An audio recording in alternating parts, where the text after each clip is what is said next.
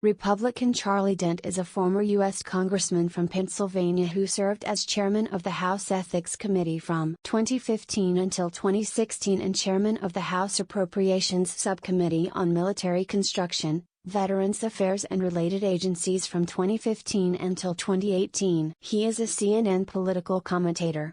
The views expressed in this commentary are his own. View more opinion on CNN. CNN, the American people owe Supreme Court Justice Ruth Bader Ginsburg a measureless debt of gratitude for her distinguished service on the Supreme Court. Her inspirational life story and work helped advance justice and opportunities for women in our country. Like her dear friend Justice Antonin Scalia, Ginsburg died in the final year of a president's term, and this vacancy will ignite yet another epic Supreme Court battle. During the prolonged debate and discussion over the nomination of Merrick Garland in 2016, I believe that then, President Barack Obama had the right to make the nomination in a presidential election year and that the Senate should have initiated the confirmation process. Similarly, under the Constitution, President Donald Trump is well within his rights to make a nomination, and the Senate GOP is within theirs to move forward with the confirmation process now. However, Republicans are justifiably being criticized for hypocrisy. In many instances you can simply use the words of Republican senators from 4 years ago against them now. Yes, this is a power play and it is all very cynical. Nevertheless, if the shoe were on the other foot, with Democrats controlling both the presidency and Senate under the same circumstances, they most assuredly would attempt to fill a Supreme Court vacancy without hesitation and in record time. No one should be surprised the GOP will do everything within their power to fill this vacancy before the end of the year. Democrats are predictably making hyperbolic and exaggerated statements about the impact of this Supreme Court fight, from overturning Roe v. Wade to stripping Americans of certain civil rights. We've heard all of this with past GOP Supreme Court nominations. It's part of the Democratic playbook. Obviously much of this rhetoric is aimed to motivate the Democratic base in the hopes of making electoral change. In this battle, the Democrats' most persuasive attack will be on health care and the plight of people with pre-existing conditions should the Affordable Care Act be struck down, which was nearly overturned by the Supreme Court a few years ago with Justice Ginsburg as part of a majority in opposition. To be clear, the tactic of weaponizing the politics of the Supreme Court is not new nor is it reserved to only one party. Republicans have for decades employed a fairly comprehensive strategy for building and maintaining the current conservative balance of the court. One needs no further evidence than their reliance on outside groups like the Federalist Society to vet ideologically appropriate potential nominees. Meanwhile, the Democrats have employed the politics of the personal destruction to tear down Republican nominees, starting with the rejection of Judge Robert Bork in 1987, to hardball tactics used against Clarence Thomas and Brett Kavanaugh, respectively. The left attacked Bork mercilessly and declared him too extreme to be confirmed. They even turned Bork's name into a verb. His nomination was defeated in the Democrat-controlled Senate 58-42.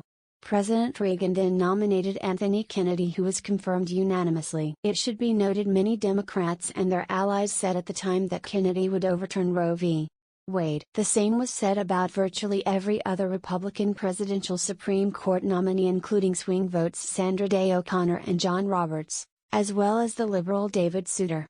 No, Republicans most assuredly do not have a monopoly on hypocrisy and cynicism. Nor have Democrats shied away from a bare-knuckle, back-alley fight when it comes to past Supreme Court nominations. Although within their right to move forward, Senate Republicans would be wise to let the voice of the American people be heard in this confirmation process. Hastily moving forward under an artificial political deadline, in this case the election, may severely damage the credibility of the nomination process. Politically, President Trump may benefit from this Supreme Court fight. Rather than discussing Trump's botched COVID-19 response, absurd comments or his glaring unfitness to hold office, the narrative is about something both the GOP base and soft Trump voters care deeply and passionately. In 2016 exit polls, 56% of Trump voters said appointments were the most important factor in their vote. Notwithstanding his inconsistent and contradictory statements on considering Supreme Court nominees in a presidential election year, Senator Lindsey Graham, chair of the Senate Judiciary Committee and who is locked in a tight re-election fight, likely benefits from this fight. 2. In deep red South Carolina. Of course, Democrats will be further angered and energized by this fight as well, to the detriment of swing state Republicans like Senators Susan Collins, Cory Gardner, and perhaps a few others in competitive elections. Meanwhile, Democrats would be wise not to overreact with hyperbole and personal accusations, or extreme proposals like court packing, D.C. statehood, and impeachment. Instead, they should focus on putting pressure on Republican senators and working to defeat President Trump at the ballot box. Unless Democrats can find 4 GOP senators to oppose Trump's Supreme Court nominee, they will lose this battle. If they're smart, they will use this potential defeat to mobilize their base and turn out their voters for the upcoming and future elections. In fact, Democratic prospects of winning the White House remain very favorable, and flipping several seats in the Senate is well within their reach. Republicans appear poised to pick up another Supreme Court seat, but the fight is just beginning.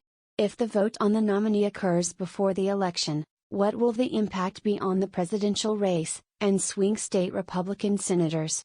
If a confirmation vote were to occur in the lame duck session, and Democrats were to turn the tables in the election by winning the presidency and the Senate, will defeated Republican senators vote to confirm the nominee under those circumstances? We'll know soon enough.